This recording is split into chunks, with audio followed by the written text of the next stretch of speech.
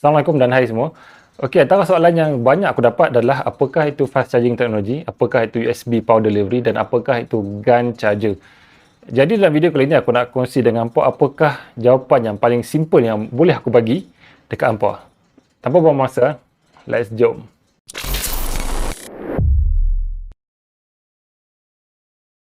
Okey, pertama sekali adalah apakah itu fast charging technology. Dia sebenarnya macam ni lah.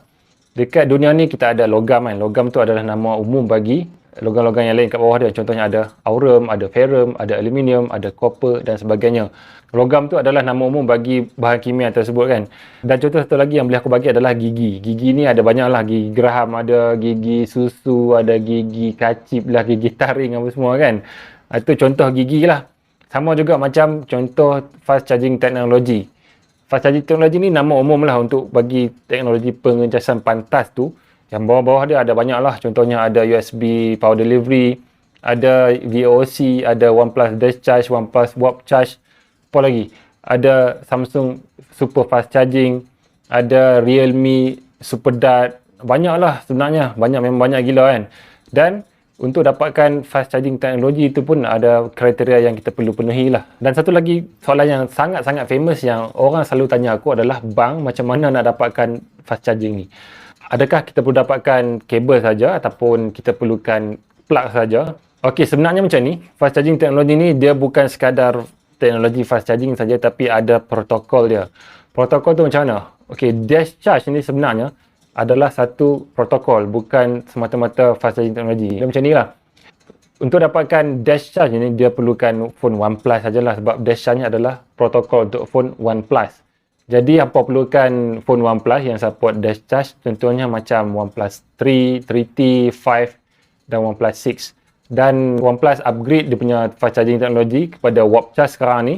Untuk dapatkan warp charge, kita perlukan phone yang support warp charge lah. Contohnya macam OnePlus 7, OnePlus 7 Pro, OnePlus 7T Pro, OnePlus 8 dan sebagainya. Jadi untuk dapatkan warp charge dan juga dash charge ni, dia perlukan charger khusus untuk dapatkan warp charge untuk berfungsi dalam satu phone tu. Contohnya kita perlukan wall charger yang support dash charge ataupun warp charge untuk dapatkan fast charging teknologi tersebut lah. Dan juga kabel juga sangat-sangat penting untuk dapatkan warp charge dan juga dash charge. Contohnya OnePlus 3 dia gunakan kabel Type-C, tapi tak semua kabel Type-C support dash charge. Jadi hampa perlukan kabel yang support warp charge ataupun dash charge dan juga plug yang support warp charge ataupun dash charge. Begitu jugalah dengan fast charging teknologi yang ada pada phone-phone lain.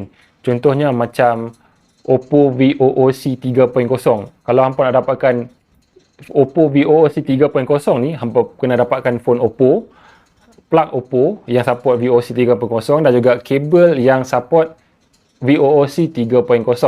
Jadi hampa kena tahu kabel yang hampa beli sama ada third party ataupun first party.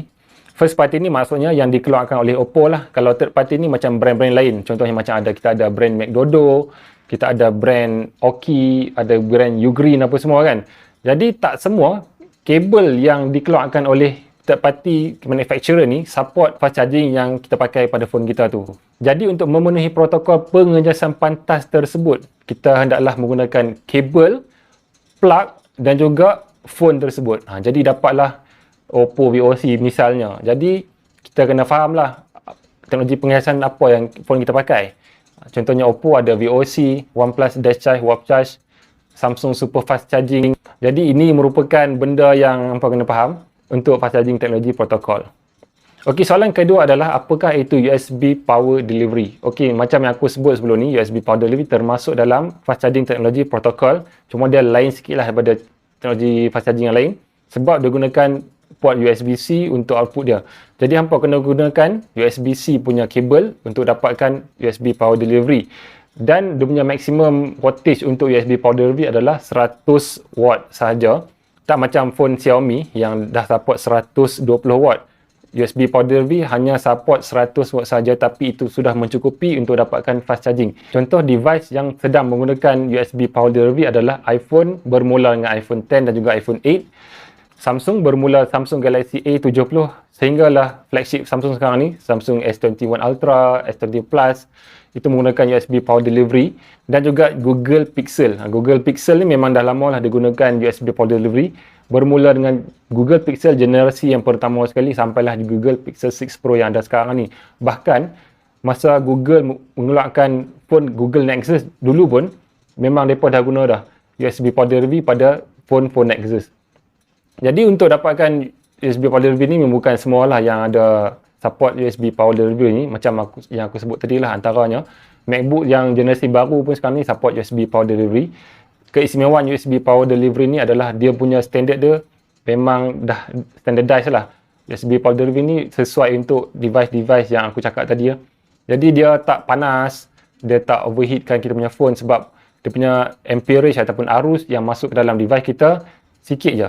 Dia punya wattage yang tinggi, jadi tak membebankan kita punya phone dengan kepanasan yang melampau macam setengah phone yang menggunakan teknologi fast charging yang melampau-lampau sampai 120 watt tapi memanaskan kita punya phone. Jadi USB Power Delivery ni memang disarankan oleh Google untuk manufacturer menggunakan USB Power Delivery, tapi tak semua phone Android menggunakan USB Power Delivery yang disarankan oleh Google.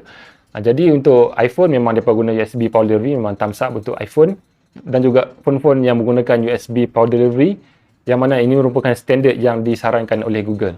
Okey, soalan yang terakhir adalah apakah itu GAN charger? Okey, GAN charger ni merupakan teknologi baru untuk charger pada masa sekarang ni lah. Okey, sebelum tu aku terangkan dulu apakah maksud GAN charger. GAN ni bermaksud gallium nitride yang merupakan bahan kimia yang menggantikan silikon dalam sesebuah charger tu.